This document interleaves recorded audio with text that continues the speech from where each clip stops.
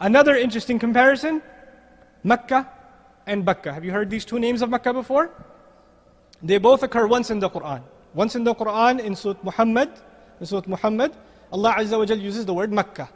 Another time He uses the word Bakka. Now historically speaking, they are both names of the same city, Makkah.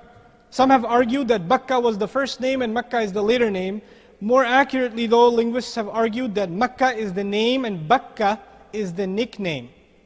Makkah is the name and Bakka is the nickname. It comes from Bakk, which is an Arabic verb. It means to be crowded. It means to have lots of crowd and, congestion of traffic. Okay? Al-izdiham in modern Arabic we use. Okay?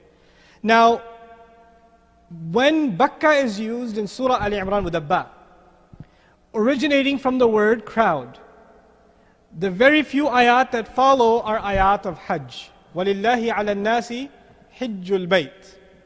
What comes with Hajj? Crowd. So what's the better word in that context? Bakka. But when there's no mention of Hajj in Surah Muhammad, you go back to normal and what word do you use? Makkah. Subhanallah. Even this small detail, you and I would say Makkah, Bakka, same thing. Interchangeable.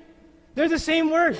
But the level of precision in the Qur'an's words is unparalleled. Human beings can't think at that level when they speak.